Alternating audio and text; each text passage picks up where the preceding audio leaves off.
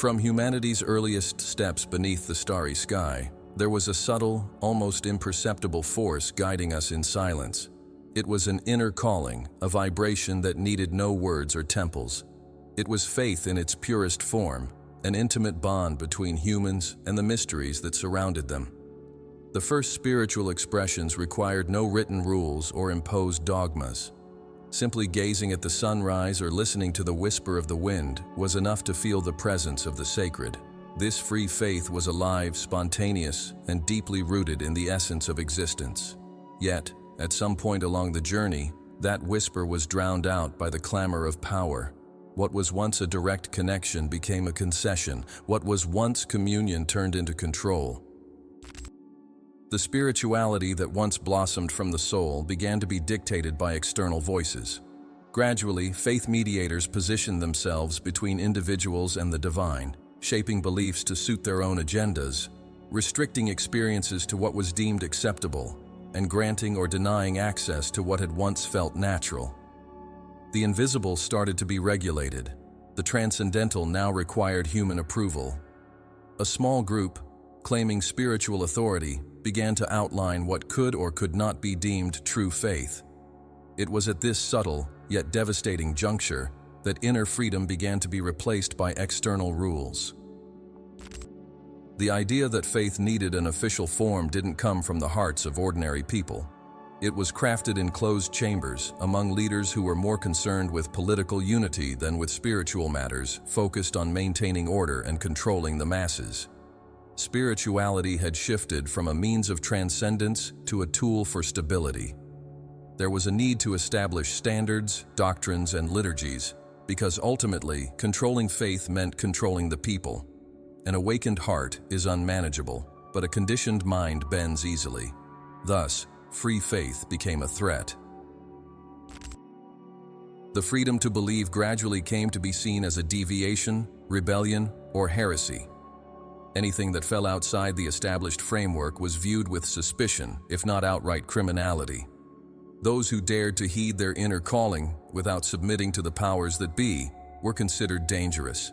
A direct connection to the sacred was dismissed as delusion or deception. After all, if everyone could find God on their own, what would be the purpose of the authorized representatives? Unrestricted access to the divine posed a threat to the carefully constructed system upheld by those who claimed to be the guardians of truth. The flame of personal faith needed to be extinguished so that the official altar candles could shine alone. This rupture didn't happen overnight. It was a subtle, centuries-long process that unfolded in the background of history. The mystical was replaced by the dogmatic, the spontaneous by the procedural, and silence by obligatory liturgy. The transformation of faith into an institution served many purposes, but elevating the human soul was not one of them. When it was declared that salvation could only be found within the official structure, a pact was sealed. In exchange for promised salvation, the freedom to feel was sacrificed. Thus, love for the sacred was exchanged for fear of eternal punishment. Spiritual ecstasy gave way to blind obedience. Faith, once vibrant, became a lifeless rule. Amid this transition, the figure of the interpreter of the divine emerged. Someone who positioned themselves between heaven and earth, as if only through their mediation could the truth flow. As a result, faith transformed from a journey into a system. The quest for the transcendent was replaced by a demand for submission. Spirituality became bureaucratized, and mystery was tamed. Titles, hierarchies, sacred garments, official languages, authorized hymns, and selected scriptures all appeared, meticulously organized to maintain order, uphold orthodoxy, and above all, exert control. The call of the soul now required permission. It is at this point that we grasp the power of what has been lost. When faith was free, it brought people together. There was a sense of community and diversity. Each person experienced the divine in their own way, and that was sacred. There was respect for differences because the sacred manifested in many forms. However, with institutionalization came exclusion. There was only room for one truth, one way, one name, one belief. Everything else became a threat to be fought against. The beauty of diverse expressions was crushed under the weight of uniformity. Thus, the spirit was confined within stone walls and rigid dogmas. This process also shaped how humans began to see themselves. Previously, they viewed themselves as part of a living whole, connected to the universe in its entirety. Now, they saw themselves as inherently sinful, in need of salvation, reliant on a system to find redemption. The inward gaze was dismissed. Spiritual intuition was devalued. The inner path was locked away tightly. Fear became the primary motivator for spiritual practice. What was once an expression of love turned into an obligation. Faith transformed into a bargaining chip. Sacrifices for forgiveness, obedience for security. But even in the darkest nights, there have always been souls who heard the silent call. Spirits who, despite the risk of persecution, kept the flame of inner freedom alive. They were labeled as witches, heretics, mystics, and rebels. Yet at their core, they were simply individuals who refused to surrender their divine connection to human hands. Deep down, they understood that true faith doesn't require mediation. The divine doesn't need anyone's approval to manifest. The sacred resides in the silence of the heart, not in public declarations of belief. These souls, often overlooked by history, are living proof that authentic spirituality can never be extinguished. It may be suppressed, manipulated, or ridiculed, but it can never be destroyed. This is because it doesn't rely on buildings, books, or rituals. It pulses within every living being, just waiting to be heard. And it is at this point that we pick up the lost thread of our story. To understand who defined what official faith would be, we must first acknowledge what faith was before it was tamed. Only then can we recognize what has been lost and what can still be reclaimed. This reconquest, however, won't come through wars or new dogmas. It begins with a simple gesture, turning inward, listening once more to the call that has never stopped echoing, rediscovering the sacred in the ordinary, eternity in the moment, the divine in the unseen. It's not about rejecting traditions, but freeing them from their chains, remembering that faith doesn't belong to anyone. It is a right for all. The Spirit moves wherever it wishes, and no one can confine it. With this truth, we pave the way to uncover who the architects of this invisible prison are, those who shaped what beliefs were deemed acceptable, and what should be forgotten forever. Now that we've opened the portal, it's time to dive into the behind the scenes of history, to visit the halls where faith was redefined, the councils where voices were silenced and silence was enforced. Our next step will take us to the dawn of definitive institutionalization, the moment when the empire joined forces with the altar and sealed the spiritual fate of millions. In the year 325 AD, beneath the cold glow of imperial power and amidst the shadows of heated theological disputes, one of the most pivotal events in the spiritual history of humanity unfolded. The First Council of Nicea, convened by the Roman Emperor Constantine, was not merely a gathering of bishops. It marked the beginning of a quiet revolution, the formalization of faith within the framework of political power. What had once been a bubbling diversity of spiritual beliefs was now framed, defined, and codified. Behind the sacred vestments and public prayers, a meticulous engineering of authority was at work. From that point on, it was no longer enough to believe. One had to believe in the right way, according to the standards set by the new spiritual empire that was taking shape. Constantine, who had recently converted to Christianity, not out of mystical experience, but for political strategy, saw the doctrinal conflicts of the time as a threat to the unity of his empire. Christianity was expanding, but its myriad interpretations weakened its effectiveness as a tool for social cohesion. It was essential to resolve the internal disputes that divided Christ's followers, particularly regarding the nature of Jesus. The empire needed a singular truth, a solid doctrine, and above all, something that could be controlled. Thus, the emperor took on the role of moderator of the faith, turning spiritual debate into a matter of state. In doing so, the divine was subjected to the logic of the throne.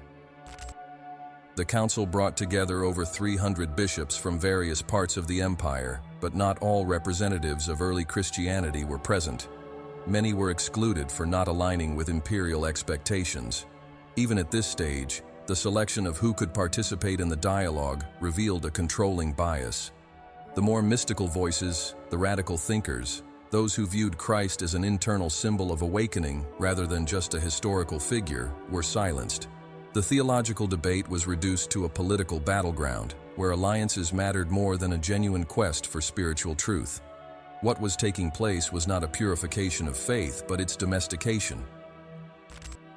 It was at this council that it was officially declared for the first time that Jesus was consubstantial with the Father, a doctrine that solidified the belief in the Trinity and dismissed those who viewed Christ as an enlightened teacher, but not divine in essence. The teachings of Arius, who advocated a different perspective on Christ's nature, were condemned. His followers were branded as heretics. With this act, not only was a doctrine imposed, but a new era began, one of centralized and authorized spiritual thought.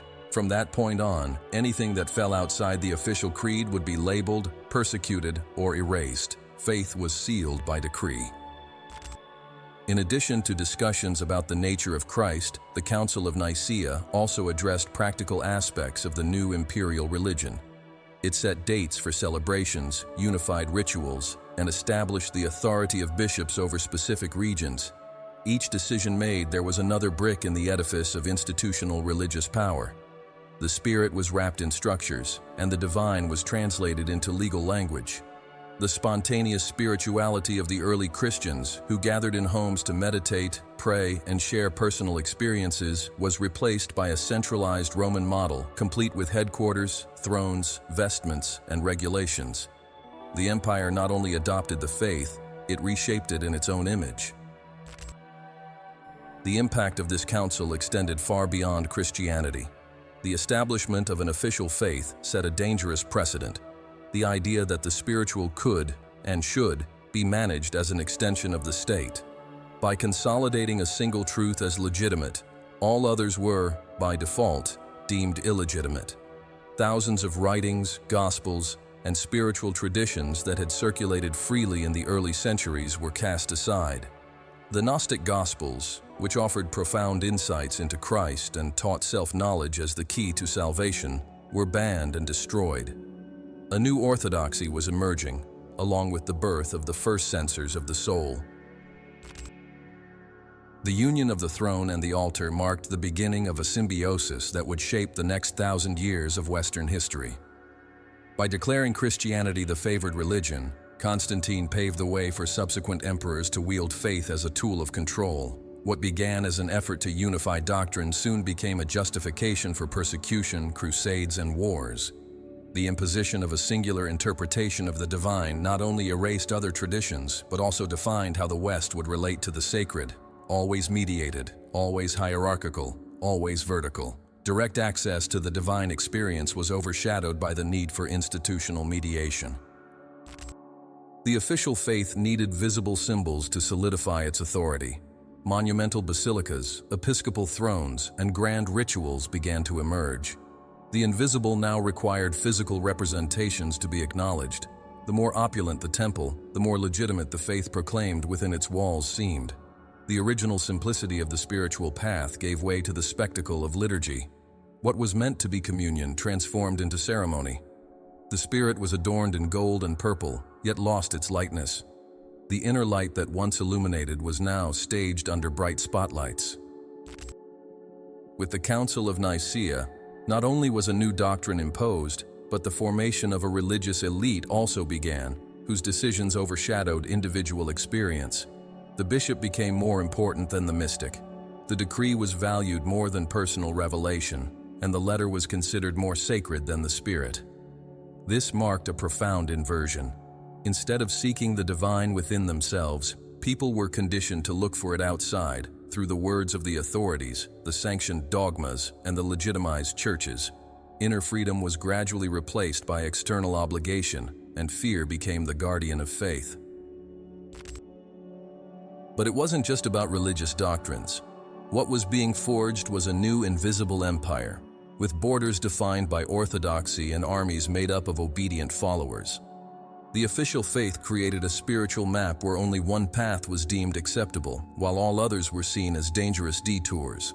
This not only stifled spiritual diversity, but also sowed the seeds of intolerance that would erupt centuries later in holy wars.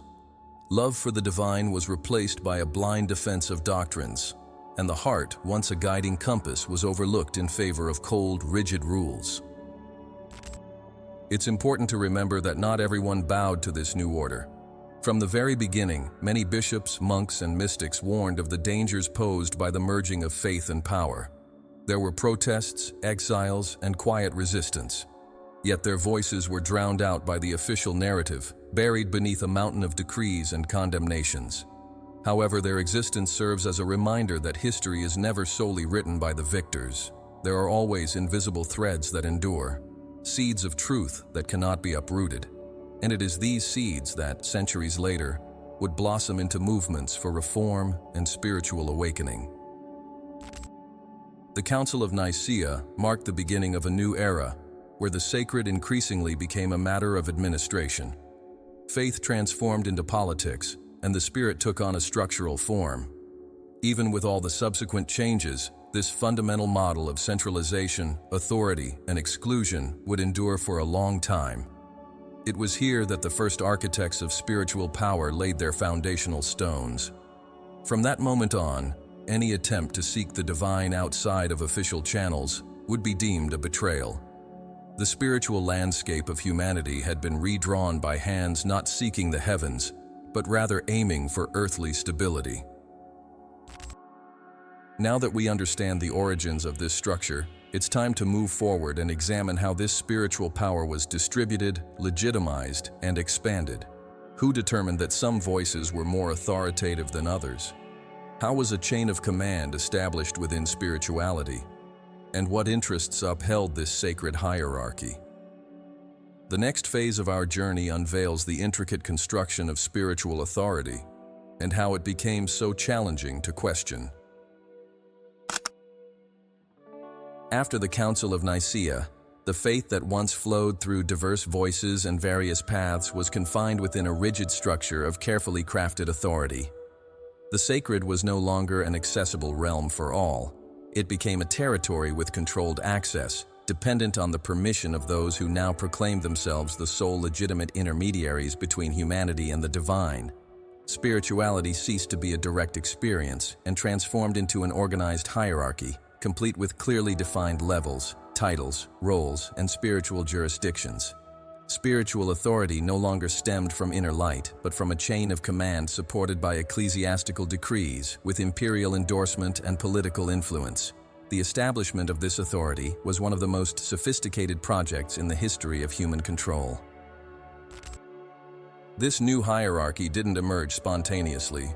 It was the result of centuries of theological and strategic engineering, shaped by various interests and power dynamics. The early Christian communities operated in a decentralized manner, featuring horizontal leadership and diverse spiritual experiences. However, as Christianity gained prominence and political significance, it became essential for imperial and religious leaders to establish a model that could be replicated, monitored, and above all, controlled. Thus, the central figure of the bishop emerged, not just as a spiritual leader, but as an administrator overseeing a segment of the flock. Among these bishops, some gained more influence than others, until one rose above the rest, the Bishop of Rome. He was granted a unique authority, rooted in the interpretation that the Apostle Peter was the first leader of the Christian Church, and that his successors would inherit this primacy. While this idea has been theologically challenged by many, it proved politically advantageous for consolidating central control over the Christian faith. Thus, the figure of the Pope emerged, the Supreme Pontiff, the Vicar of Christ on earth. His word carried absolute weight in doctrinal matters, and his authority extended beyond spiritual realms, influencing kingdoms, empires, and political decisions. It was not merely a religious leadership, it was a spiritual sovereignty. With the rise of this model, a complex web of power was established. Cardinals, archbishops, bishops, and priests formed the various tiers of the ecclesiastical hierarchy. Each had their role and sphere of influence, creating an organization akin to an army or an imperial court, and as in any power system, knowledge became centralized. Scriptures were translated and taught only by those who were authorized. The official language of the faith became Latin, which was incomprehensible to most ordinary people. This meant that the populace could no longer read or interpret the sacred texts on their own. Everything had to pass through the filter of established authority. Popular spirituality was tamed by official liturgy. The ceremonies, sacraments, priestly vestments, and rituals took on dual roles. They represented aspects of faith while also reaffirming the status of those who performed them as figures of authority. The Mass, for instance, was not merely a moment of communion with the divine. It was also a symbolic display of power, with the priest at the center, acting as the sole mediator between the congregation and God. Confession, established as a mandatory practice, reinforced the notion that divine forgiveness could only be attained through ecclesiastical authority. Absolution transformed from an internal process of repentance and renewal into an act reliant on external validation. This created a cycle of spiritual dependence. The construction of spiritual authority was established not only on an institutional level, but also on a symbolic one. Icons, relics, miracles, and martyrdom began to be used to validate the power of those at the top of the hierarchy. A bishop or pope who had connections to supernatural events gained prestige. Apparitions, healings, visions, everything was interpreted and spread as evidence that these figures were closer to the divine than the rest of the population. This created a dangerous divide between those who could access the sacred and those who could not. Access to the divine became a privilege. Over time, spiritual authority became so intertwined with government that separating faith from the state was nearly impossible. Kings were crowned by bishops, and civil laws were drafted based on religious doctrines. Spiritual rebellions were treated as political crimes. The most influential clergy directly interfered in the administration of kingdoms, and the Pope had the power to excommunicate an emperor or declare a crusade against anyone who challenged his authority. The spiritual realm had become an extension of the earthly empire. Contrary to what many believed, this centralization was not aimed at protecting the faith, but rather at shielding them from the spiritual freedom that threatened their positions. To maintain this system, fear was widely employed. The fear of hell, the fear of eternal damnation, the fear of sin, the fear of heresy. Anything that could connect an individual directly with the divine, without the Church's mediation, was considered a dangerous deviation. Even individual silent prayer was, in certain contexts, viewed with suspicion. The emphasis was on obedience, repetition, and acceptance. Critical thinking was discouraged. Doubt was punished. Personal discernment was silenced. In this way, spiritual authority was established not through a love of truth, but through the fear of punishment. The following councils reinforced these structures. New doctrines were formulated, old traditions were condemned, and all alternative paths to orthodoxy were systematically eradicated. Manuals on heresy emerged, along with lists of banned books and ecclesiastical courts. Even saints could only be recognized if approved by higher authorities. Personal experiences of the divine became reliant on institutional validation. The spontaneity of the Spirit was transformed into bureaucratic documentation. As a result, people began to seek the Church's acceptance more than the voice of their own conscience. Even those within the institution who dared to question it were silenced. Monks advocating for radical poverty, priests denouncing the abuses of the hierarchy, and thinkers proposing a faith grounded in reason or direct experience were silenced, expelled, or even killed. Spiritual authority fortified itself against any attempts at internal reform. The system accepted no renewal, only submission. As a result, not only was spirituality impoverished, but humanity also lost its inner compass. The direct connection to the sacred was reduced to memorized formulas and mechanical repetitions. The vibrant flame was replaced by soulless rituals. Yet even within this closed system, some sparks remained alive. In isolated monasteries and quiet libraries, folk traditions endured. Men and women of true faith, even while donning the robes of hierarchy, held within themselves a deeper wisdom, a freer love, a connection that could not be captured. They kept alive the memory of a time when faith was free, vibrant, and immeasurable. They refused to be blinded by pomp and circumstance, and even in silence, they sowed seeds, for they understood that every artificial structure, no matter how solid it may seem, will eventually crumble in the face of truth. Now that we understand how this chain of spiritual power was built, we need to delve into the consequences of this structure for those who dared to challenge the system. What happened to those who believed in an alternative path? How did the world respond to those who said no to the established faith? The next section will unveil the cost of defiance, the trail of pain left by the fires of spiritual control, and the voices that still resonate amidst the ashes. The moment faith fell into the grasp of power, a new kind of enemy emerged, not one that threatened the body, but one that dared to challenge the official truths of the spirit. The figure of the heretic rose as a symbol of invisible danger, intolerable deviation, and the untamed soul that refused to accept a singular version of the truth. Heresy was not merely a difference in belief. Within the context of institutional power, it was an affront to the very foundation of authority. It was the spark that threatened to ignite the edifice built on centuries of doctrines, dogmas, and decrees. For this reason, it could not be tolerated. The history of heresy is the story of those who were burned for carrying their own light. Over time, any form of dissent came to be viewed as heresy. It didn't matter if it was a peasant praying differently, a mystic dreaming of God outside of rituals, a woman hearing inner voices, or a philosopher questioning established interpretations. If a belief didn't align with what had been sanctioned in the councils, it was deemed heretical. If one's understanding of Christ, the Spirit, or salvation deviated from official doctrine, it was heresy. If spiritual practices flourished beyond the church's walls, it was heresy. And tragically, the more sincere and profound this alternative faith was, the more dangerous it was considered. To the architects of spiritual power, the heretic was not an ignorant fool. They were someone too enlightened to accept being led. In the 12th century, the Inquisition emerged as one of the darkest tools of spiritual repression.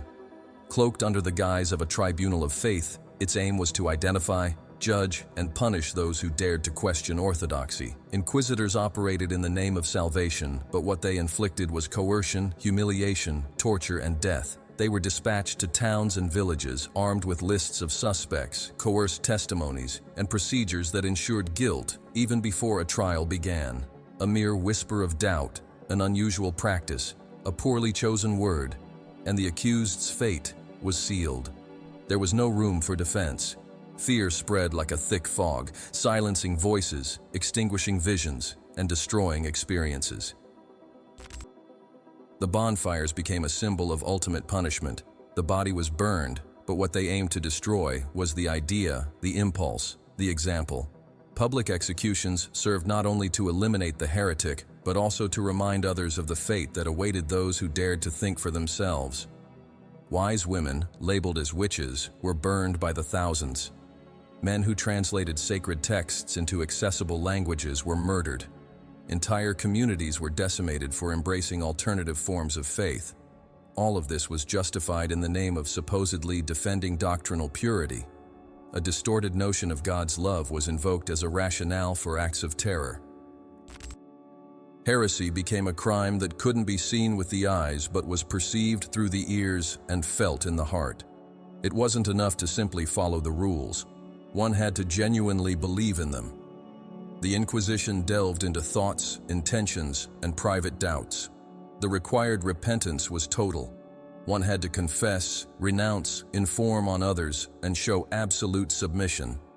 It was a dark theater, where the stage was the human soul stripped of its freedom. The heretic wasn't just punished, they were forcibly re-educated, erased, and reconfigured. And when transforming their mind proved impossible, their body was eliminated. And yet, even in the face of the constant threat of severe punishment, many continued to hold different beliefs. Groups like the Cathars, Waldensians, Bogomils, Hussites, and many others emerged at various points in history, offering new interpretations of the sacred and alternative paths to spirituality. The Cathars, for instance, preached simplicity, inner purity, and a rejection of the corrupt authority of the Church. They were relentlessly persecuted. In 1209, the Albigensian Crusade was launched to eradicate them. Entire cities were massacred. In Béziers, thousands of people, men, women, and children, were killed indiscriminately because, according to the inquisitors, God would know his own. These alternative movements were not just theological heresies, they posed a threat to the monopoly on power. They offered spirituality without intermediaries, faith without control, and salvation without bureaucracy. This is why they had to be eradicated. In this context, heresy was less about doctrine and more about autonomy. It was the cry of a soul refusing to be standardized. It represented a vibrant, rebellious, and pulsating spirituality, and for that reason, it was a lethal threat to those who had built a solid framework of domination based on obedience and fear. The terror inflicted by the Inquisition left deep scars on the collective psyche. Even centuries later, the fear of believing differently lingered. Doubt became a sin. The quest for inner truth was discouraged. The spiritual path was surrounded by no entry signs. Faith, once a realm of discovery, turned into a narrow, confined, and monitored trail. This repression shaped how societies viewed the sacred. To this day, many people feel guilt when they question, fear when they explore other traditions, and insecurity when they listen to their hearts. Heresy was not just a religious crime, it became a collective psychological prison. And yet every persecuted heretic is, in fact, a sign that the spirit cannot be completely tamed. Every woman who was burned for trusting her intuition, every man who was tortured for translating a forbidden gospel, every group that was exterminated for gathering in silence to meditate, serves as a living testament to the flame that continues to burn within the human soul. The suppression of heresy proves that the architects of spiritual power were acutely aware of how fragile their structure was in the face of a single awakened soul. That's why they felt the need to silence them all. The effects of the hunt for heretics extended beyond the spiritual realm. They also had significant political and social implications. By silencing alternative voices, religious power structures solidified their alliance with empires. Kings, princes, and landowners exploited the courts of faith to eliminate political opponents under the guise of upholding orthodoxy. Heresy became a pretext for wars, conquests, and plunder. It was wielded to redefine borders, redistribute wealth, silence thinkers, and erase cultures. It served as a justification for colonization and a tool for cultural domination. The repression of differing beliefs was not merely a doctrinal issue, it was a weapon. Even today, much of what was suppressed back then remains out of reach for most people. Apocryphal gospels are still relatively unknown.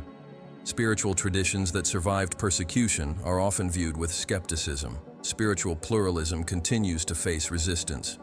However, there are signs that the tide is turning once more. More and more individuals are awakening to the need to reconnect with their inner voice. An increasing number of seekers are breaking free from the shackles of guilt and fear. At the heart of this awakening lies an ancestral memory, the remembrance of those who sacrificed their lives in pursuit of their soul's calling. As we delve deeper into this labyrinth of repression, silencing, and persecution, it becomes clear that the cost of believing differently has always been steep, but never in vain. Each silenced voice has planted a seed. Each burned heretic has left behind an invisible legacy.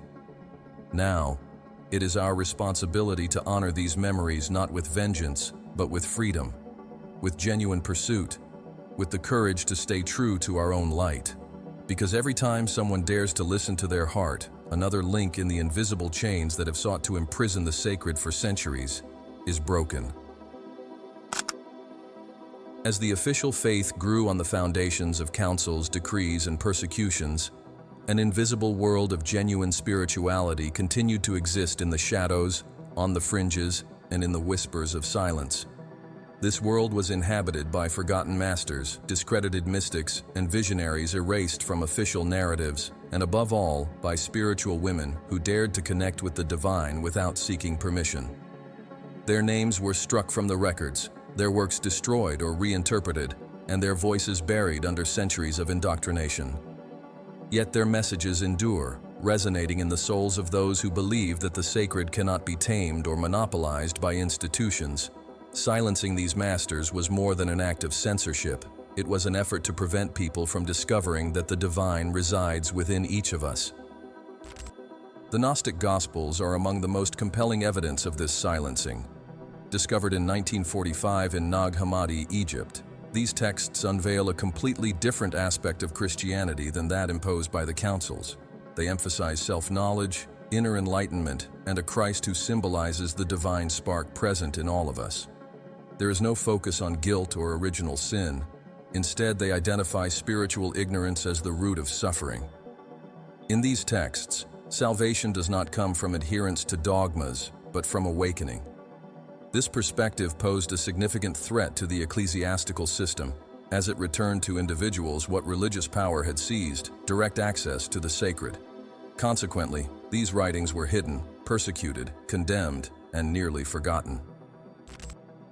Many of these Gospels depict female figures as bearers of spiritual wisdom.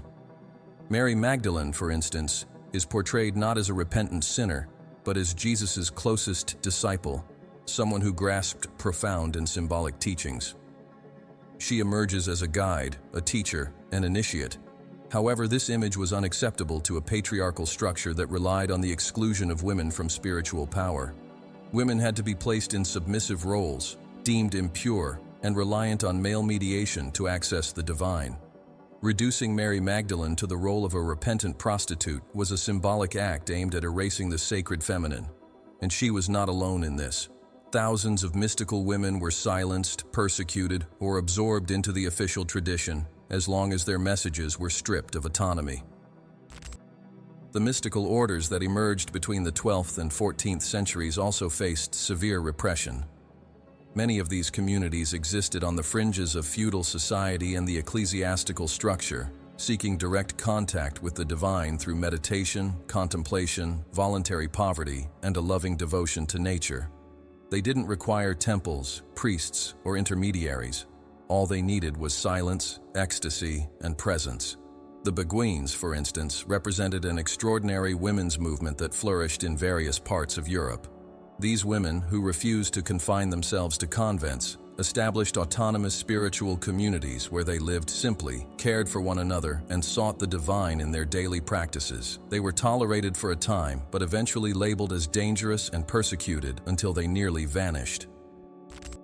Mystics like Meister Eckhart, Hildegard of Bingen, John of the Cross, and Teresa of Avila, while now celebrated as towering figures in Christian spirituality, were often under scrutiny, questioned, denounced, and censored during their lifetimes. Their experiences of mystical union with the divine transcended the boundaries of what was acceptable to an official faith that relied on mediation and control. They spoke of the dissolution of the ego, the presence of God within each individual, and a fearless surrender. Their words ignited hearts and awakened consciousness. This was profoundly subversive. Many were forced to recant. Their writings were altered or interpreted through the lens of orthodoxy, and their visions were reduced to harmless metaphors. The bold assertion that God resided within every soul was deemed far too dangerous.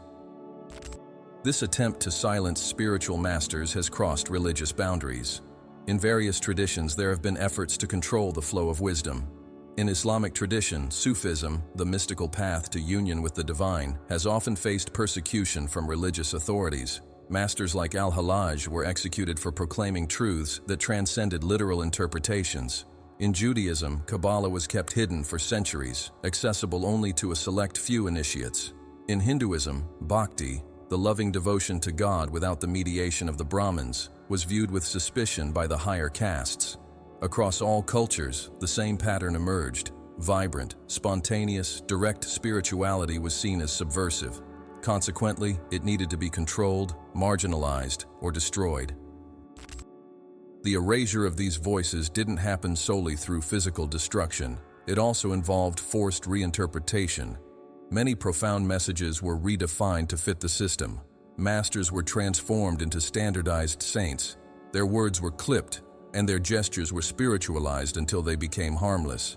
The revolutionary essence of their lives was replaced with legends, miracles, and symbols. Lived experiences were exchanged for passive veneration. The figure of the master remained, but their true essence was extinguished. In this way, the spiritual history of humanity was shaped to reflect the system that needed to be perpetuated. Even texts deemed sacred have undergone rigorous scrutiny. What we now refer to as the Bible is the outcome of human decisions, selective counsels, and choices driven by various interests.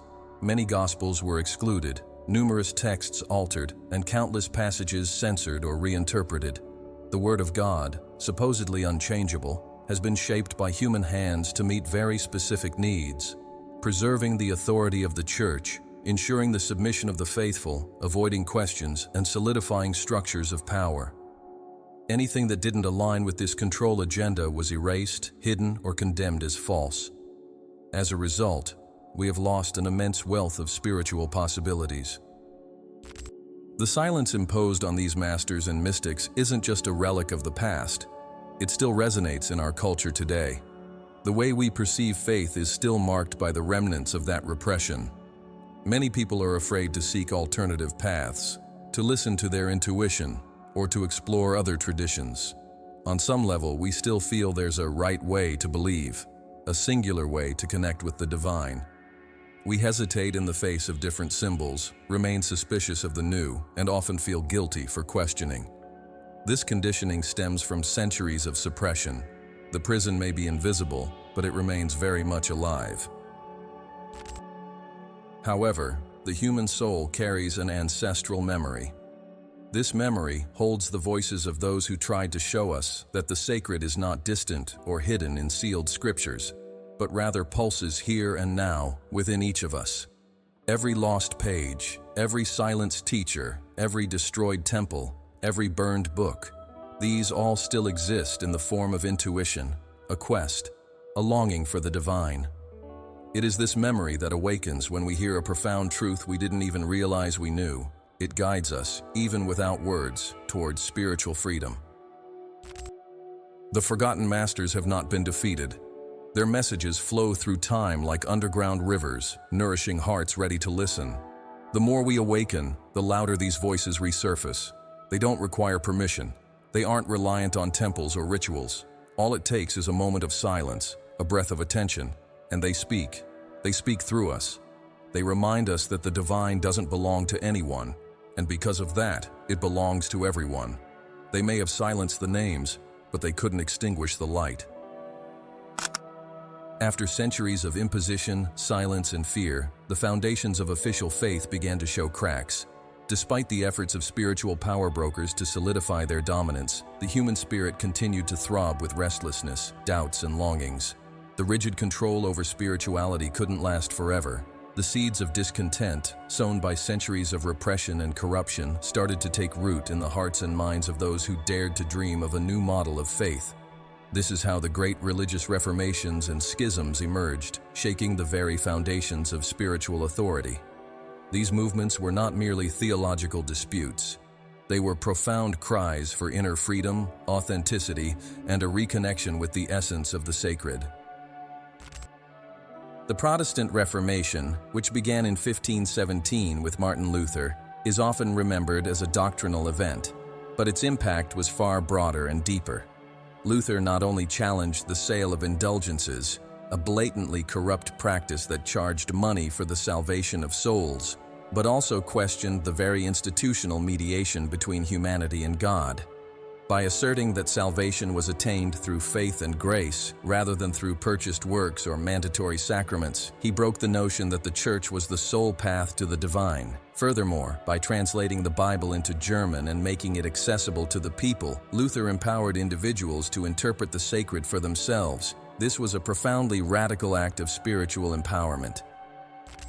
However, the Reformation was not a single, cohesive movement. Various thinkers and leaders emerged, each with their own vision of how faith should be lived. John Calvin, Ulrich Zwingli, Thomas Müntzer, and many others offered their own interpretations, leading to the development of multiple branches of Protestantism. Each sought to reclaim the purity of faith, yet in doing so, they ended up creating new structures, new rules, and new systems of control. The initial drive for spiritual liberation soon faced the necessity for organization, discipline, and orthodoxy. Thus, paradoxically, the rebellion against control gave rise to new models of religious power. The cycle repeated itself, with different faces and doctrines, but with the same risk of rigidity. The Catholic Church responded vigorously through the Counter-Reformation, driven by the Council of Trent. The aim was to regain prestige, reaffirm doctrines, refine teachings, and combat heresies. Religious orders like the Jesuits were established to strengthen the Church's presence in the colonies, in education, and at court. It was a monumental effort to reassert spiritual authority in the face of the fragmentation caused by the Reformation. While there was a push to moralize the clergy and provide better training for priests, the rigidity of the system was also reinforced. The number of banned books increased, inquisitors gained renewed vigor, and scrutiny over thought returned with a vengeance. The spiritual freedom that was emerging in some areas was stifled in others. At the same time, the schism between the East and the West, which officially occurred in 1054, highlighted the deep tensions within Christianity itself. The split between the Roman Catholic Church and the Eastern Orthodox Church was not merely a theological or political disagreement, it also represented a clash of different ways of experiencing the sacred. While Rome centralized power around the Pope and sought uniformity, the Orthodox tradition emphasized mystical practices, symbolic liturgy, and a decentralized approach to doctrinal decisions. Eastern spirituality, with its focus on contemplation, negative theology, and direct experience of the divine, stood in stark contrast to the legalistic and institutional model of the West. The schism was more than just a historical break. It embodied two distinct ways of understanding the relationship between humanity and the sacred. In addition to formal reforms and schisms, various spiritual movements emerged outside the realm of organized religion. Groups such as the Anabaptists, Quakers, Puritans, and Pietists advocated for a more intimate, ethical, and communal expression of faith. They rejected the pomp of churches, clerical mediation, and mechanical rituals. Many faced persecution from both Catholics and Protestants. As a result, numerous individuals were forced to migrate and establish colonies and alternative communities where they could freely practice their spirituality. These groups serve as living examples that the longing for an authentic connection with the divine transcends institutional boundaries. Even outside dominant structures, the human soul continued its quest for truth. However, it's essential to understand that while the reforms opened up new possibilities, they also brought contradictions. Spiritual authority wasn't abolished, it was merely redistributed. The issue of centralization gave way to a fragmentation that sometimes led to new dogmatism. The freedom gained by many was not extended to all. In many instances, the new churches replicated exclusions, imposed strict rules, and condemned other forms of faith with the same fervor as the institutions they had left behind. Intolerance, control, and fear remained present, albeit in new forms, with new language and new leaders. True spiritual freedom was still on the horizon. The religious wars that followed the Reformations illustrate how deeply intertwined spiritual power was with political, economic, and cultural disputes. The conflict between Catholics and Protestants ravaged Europe for over a century, resulting in millions of deaths over doctrines, interpretations, and sacred banners. Once again, the sacred was wielded as a justification for violence, domination, and destruction. Instead of fostering unity, spirituality was turned into a weapon. This reveals an uncomfortable truth. When the sacred is manipulated by systems of power, it loses its essence. The divine, when transformed into a tool for control, shifts from being a bridge to becoming a barrier. Despite all of this, the reforms planted important seeds. By allowing for multiple interpretations, they opened the door to questioning. By placing the Bible in the hands of the people, they encouraged reading, reflection, and discernment. By challenging absolute authority, they demonstrated that no system is above inner truth. These movements paved the way for future spiritual awakenings. They taught that faith doesn't have to be uniform, that the search for God can take many forms, and that the sacred is broader than any doctrine can contain. Above all, they showed that the human spirit resists oppression, even when it masquerades as holiness. In the following centuries, the legacy of the Reformation continued to inspire movements of renewal. The Enlightenment, with its focus on reason and individual freedom, was partly shaped by the religious transformations that preceded it. The rise of spiritual philosophies, esoteric societies, mystical currents, and self-discovery movements found fertile ground in this context of breaking away from dogmatic authority. Although many of these paths faced resistance, they reflected a new awareness that was beginning to emerge, the understanding that individuals do not need intermediaries to connect with the sacred. The divine spark resides within, and the greatest temple is the soul itself. The cycle of the reforms has painfully revealed a fundamental truth. Controlling faith is an illusion.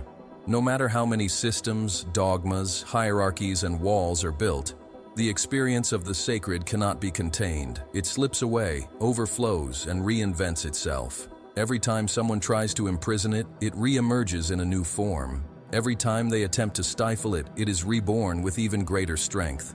True spirituality is like water. It flows around obstacles, seeps into cracks, and never completely disappears. The reforms were a spiritual earthquake, and their tremors are still felt today. They opened cracks through which the light could shine once more. But the journey is far from over. The institutionalization of faith has been shaken, but not destroyed. The system continued to function, adapting to the changing times. The next chapter of this story reveals how spirituality, once opposed in the name of reason, would now face a new adversary: scientific skepticism, extreme rationalism, and secularization. Amid the collapse of religious certainties and the rise of reason, faith had to reinvent itself once again. With the partial collapse of major religious structures following the Reformations and schisms, the Western world entered a new phase in its spiritual and intellectual journey.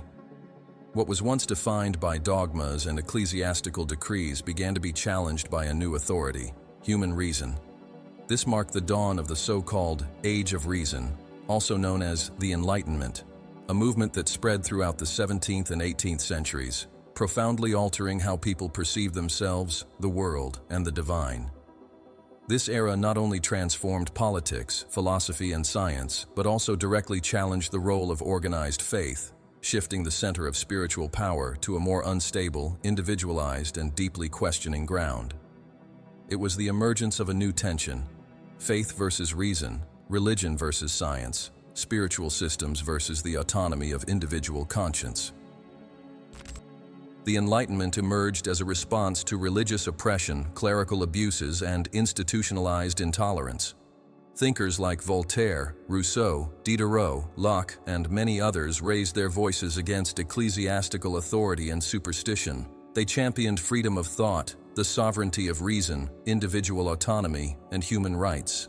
Knowledge was no longer a privilege reserved for the learned clergy. It began to be pursued through observation, the scientific method, and logical analysis. Traditional faith was viewed with skepticism, linked to ignorance, backwardness, and servitude. The Enlightenment called for the light of reason to dispel the darkness of fanaticism. In doing so, it profoundly shook the foundations of a religious framework that had long been seen as the sole path to life's meaning. This shift in paradigm didn't necessarily signal the end of spirituality. Instead, it opened up a new arena of debate: legitimacy. Believing was no longer enough. One had to justify their beliefs. Faith came under scrutiny, being questioned and laid bare for public examination. Questions that had once been silenced out of fear of heresy became commonplace. Is there really a God? What is the origin of evil? If there is a creator, why is there so much suffering in the world? Is the Bible a divine book or a historical record subject to human error? Reason began to make room for doubt, and with it, new possibilities for awareness. But it also paved the way for radical skepticism, which would spread with the same intensity that once belonged to blind faith. The emergence of modern science, marked by figures like Galileo, Newton, Copernicus, Darwin, and Kepler, directly challenged established religious narratives. The biblical cosmology was replaced by a vast, ever-expanding universe governed by impersonal natural laws. Heliocentrism undermined the Earth's centrality, and by extension, humanity's. The theory of evolution called into question the literal creation story in Genesis. Fields like biology, geology, and physics eroded the foundations of a literal interpretation of Scripture. The conflict between science and religion became a central theme in the centuries that followed. Faced with these challenges, faith sought to reinvent itself.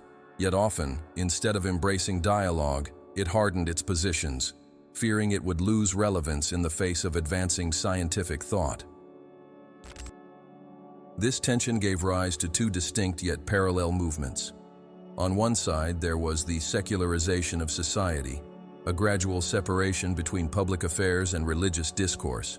Secular states, independent universities, and policies free from theological principles emerged. Religion, once at the center of everything, was being pushed into the private, personal sphere. On the other side, religious fundamentalism emerged as a reaction to the weakening of spiritual authority.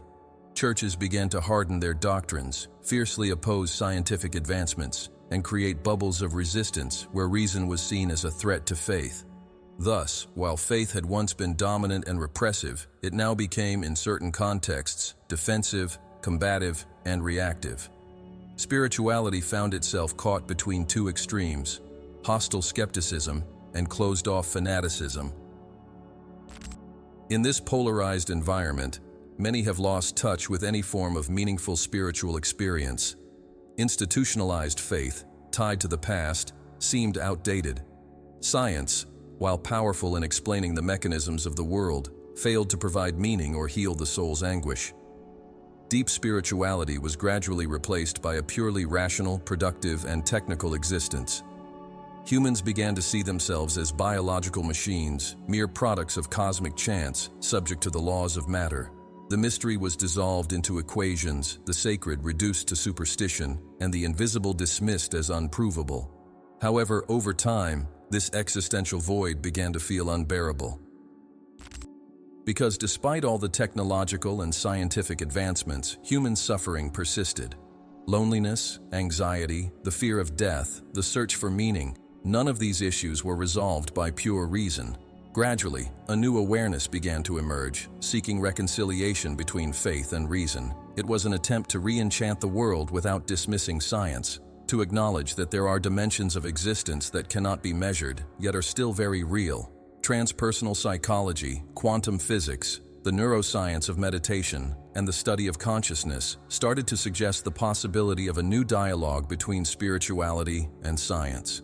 Intuition and ecstasy began to be taken seriously in academic circles, and mysticism was no longer equated with ignorance.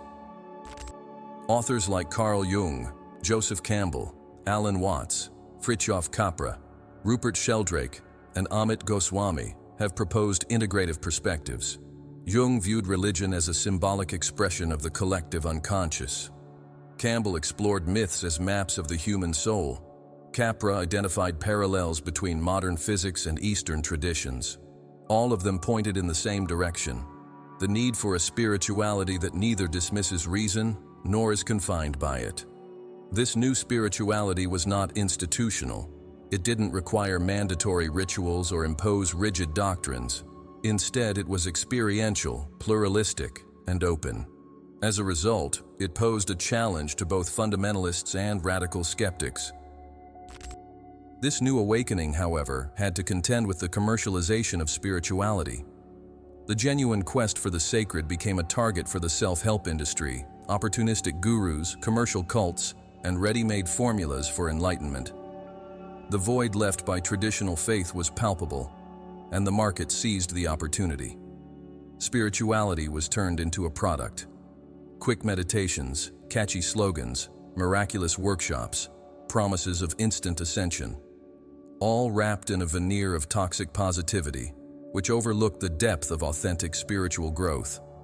It was a new form of alienation, now marketed as liberation. Despite this, the sincere quest for meaning never faded away. Amid the chaos, serious schools emerged, authentic teachers appeared, and profound paths were discovered.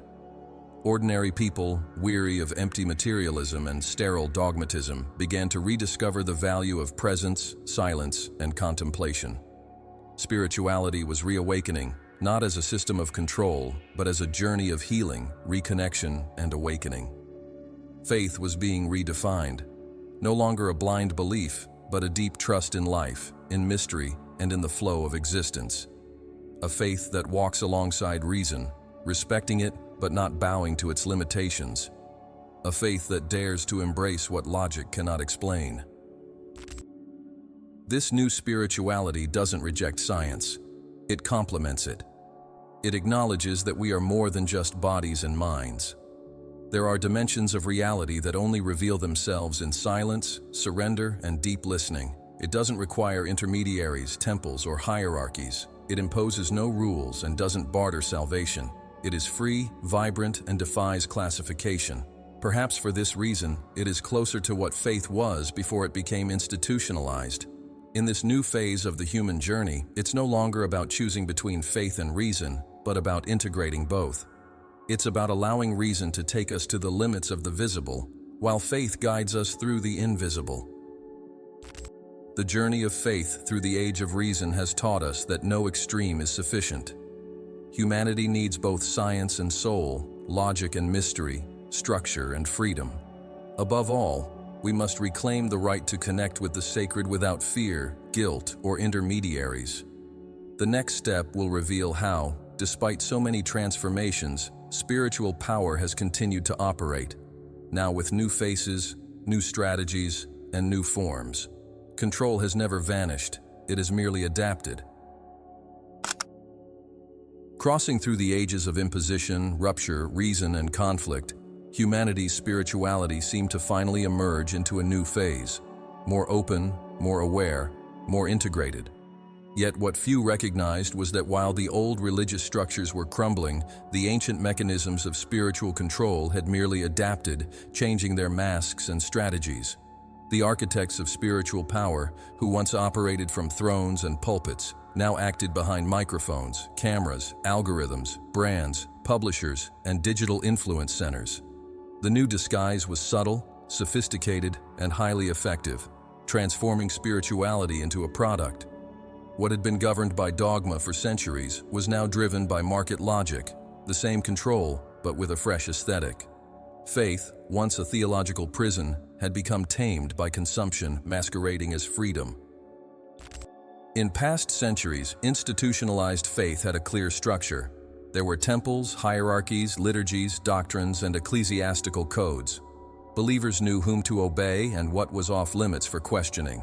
However, with the rise of technology, globalization, and the diminishing prominence of formal religions, spiritual control had to reinvent itself to survive. This led to the emergence of hybrid movements that blended the language of freedom with practices of domination. Spiritual conferences costing thousands of dollars, gurus selling promises of enlightenment, manifestation techniques marketed as magical shortcuts to success, and charismatic leaders claiming exclusive access to higher dimensions all emerged. This was all packaged under the label of the New Age, yet operated under the same logic as the old councils. A select few hold the truth, while the rest are expected to follow, consume, and obey. The spirituality industry has quietly grown and spread across the globe, fueled by marketing strategies, empowerment rhetoric, and promises of quick transformation.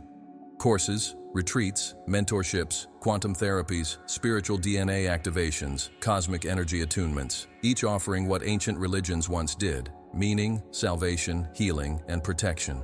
The difference lies in the delivery. Faith is no longer enforced through threats of hell. Instead, it lures with promises of instant miracles. Fear has been replaced by anxiety. Blind obedience has given way to a desire for belonging. Control has transformed into the illusion of choice. This new corporate spirituality has co-opted the language of self-discovery, consciousness expansion, and ancient wisdom, but it has stripped away their deeper meaning.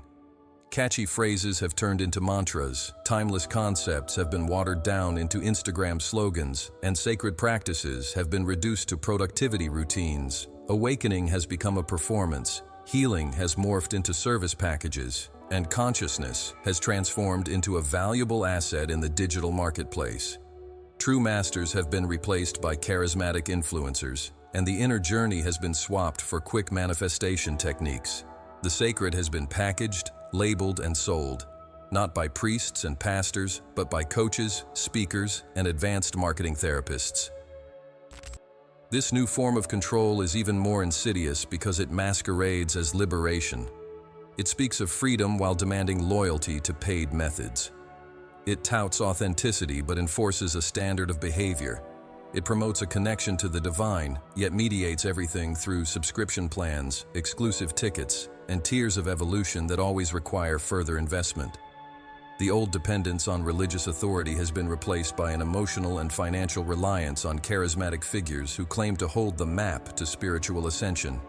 Those who dare to question are labeled as unawakened, as if they are still stuck in the third dimension, or out of sync with the frequency of abundance. Legitimate criticisms are dismissed as negative energy. Thus, the cycle of exclusion and obedience reestablishes itself, now adorned with colorful lights, soothing music, and promises of elevated vibrations. The New Age movement, which began as a genuine effort to blend ancient wisdom with modern consciousness advancements, has often been co-opted by the very spirit of domination it sought to challenge. Terms like energy, vibration, chakras, and cosmic consciousness have become tools for creating narratives that, in practice, perpetuate the same subtle authoritarianism. People start to feel inadequate for not manifesting enough, for not attracting the perfect life, or for not being energetically clean. The new hell isn't a place of eternal fire anymore. It's a life of low vibration. The new heaven isn't a paradise after death. It's an Instagram-worthy lifestyle, filled with expensive retreats and bodies striking yoga poses against exotic backdrops. Instead of guiding inward, many of these new systems continue to lead outward, towards more consumption, more techniques, more dependency, and more external validation. The same drive for control that once came from pulpits now emanates from brightly lit stages. Faith has been outsourced to platforms, metrics, and digital gurus. Spirituality has become content, and that content has turned into capital. In this process, the sincere seeker finds themselves lost once again. They feel disconnected from traditional religion, but also don't fit into the marketplace of new spirituality. They don't see themselves represented in the extremes and begin to suspect that perhaps the true path lies not within any system, but in the silence that endures within themselves. However, not all is lost. Even in this new landscape, there are those who see the trap. Men and women who, with humility and courage, expose the commercialization of faith. They invite us to embrace simplicity, to find stillness, and to listen to our hearts. They don't promise magical solutions but offer their presence instead. They don't charge for formulas but encourage a slow, deep, and honest journey of self-discovery. They may not draw large crowds or amass followers by the thousands, but they ignite small flames in souls weary of illusions. These are the new guardians of the sacred, not because they possess knowledge, but because they share it with everyone who seeks it. True spirituality remains alive. It doesn't require a stage, applause, or props. It reveals itself in a sincere gaze, in mindful breathing, in gratitude without reason, and in quiet compassion. It resides in the little things, in a welcoming gesture, in a healing word, in a presence that judges not. Above all, it lies in discernment. It's about recognizing that the sacred cannot be bought, sold, or displayed. It can only be lived. And to live the sacred is, first and foremost, to free oneself from intermediaries. It's about stopping the search outside for what has always pulsed within. It's about silencing the noise of those who promise answers, so you can finally hear the voice of your soul. The new disguises of the architects of spiritual power are brilliant, alluring, and intricate.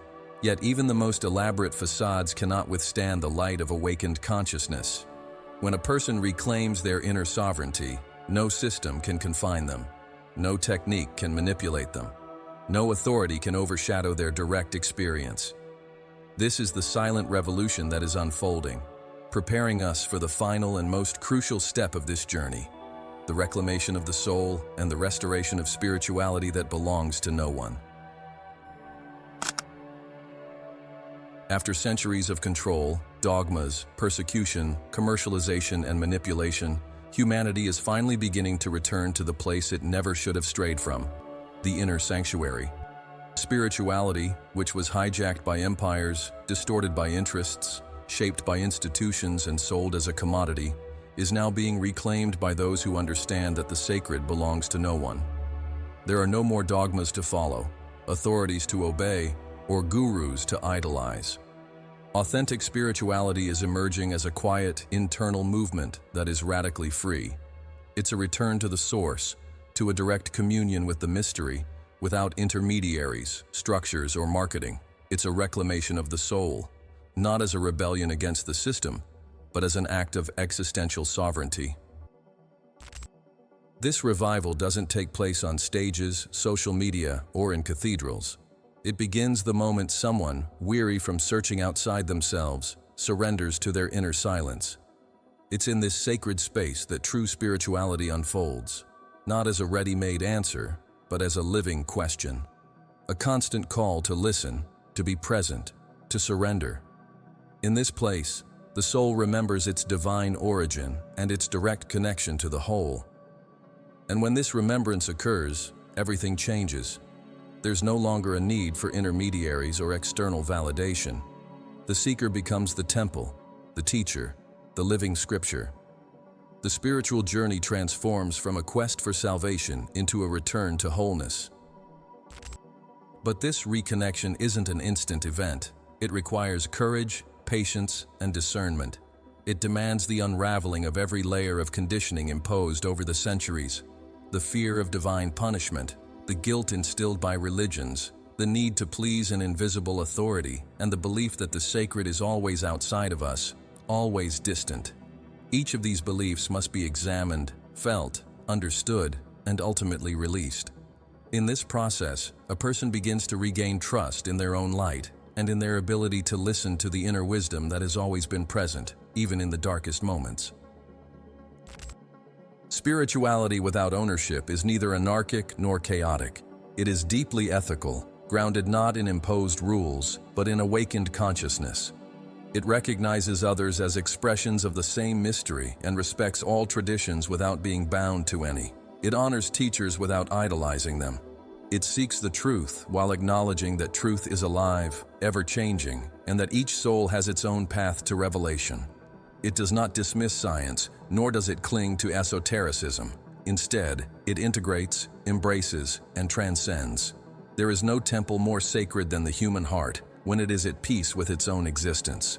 And there is no higher spiritual practice than living with presence, compassion, and authenticity. This new awareness isn't loud or widespread. It grows quietly, on the fringes, in intimate spaces.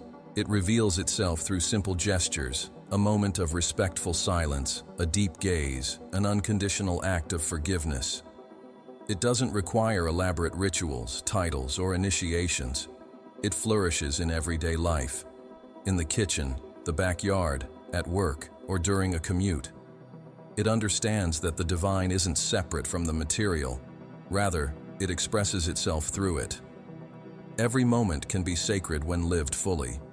Every encounter can be a prayer if there is genuine presence. Every breath can be a return if there is true listening.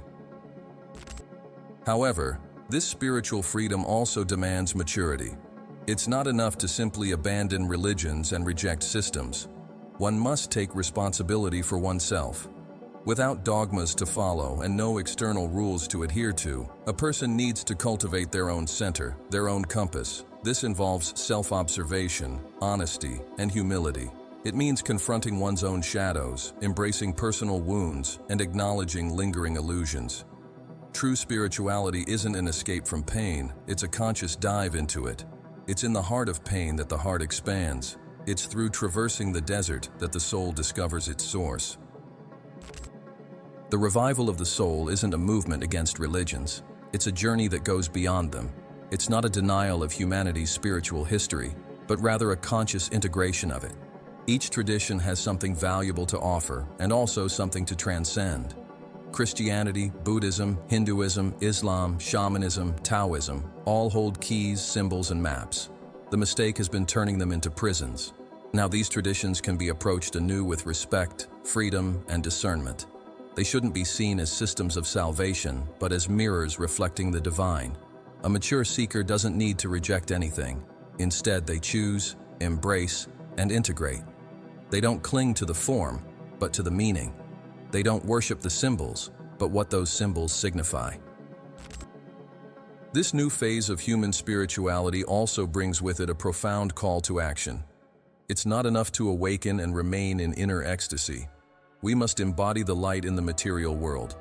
Spirituality without ownership isn't passive contemplation. It's engaged, present, and loving. It shows in how we treat others, how we care for the earth, and how we handle time, money, and our bodies. The spiritual and the everyday cease to be opposites. Life itself becomes the journey. Awakening is no longer a distant goal. It transforms into a way of being in the world, right now. And this movement is irreversible. Once the soul awakens to its truth, there's no turning back. No longer can one surrender to control, guilt, or fear. The perspective shifts, the heart opens, and life takes on a new flavor. It doesn't mean the absence of pain, but rather being present in the pain. It doesn't signify perfection, but authenticity. It doesn't promise certainties, but trust. Spirituality without owners makes no promises, sells no paradises, and guarantees no miracles. It invites us to embrace reality. And in that reality, the sacred reveals itself in every crack, in every breath, in every silence. Because at last, humanity has stopped searching for the divine and has begun to inhabit it. This is the highest and simplest point of the journey. It's not about achieving something extraordinary, but about rediscovering what has always been there. It's about remembering, about returning, about living as a soul in a body, spirit in motion, light in matter. The architects of spiritual power have lost their strength because the collective consciousness is moving away from being a compliant mass and is becoming an awakened presence. Each person who awakens breaks a link in the invisible chains. Each soul that embraces its role as a channel for the divine dissolves a barrier. Every step inward is a break from centuries of submission. The time of dependence is over. The time of spiritual sovereignty has begun. No more councils will dictate what is true. No more bonfires will burn dissenting voices.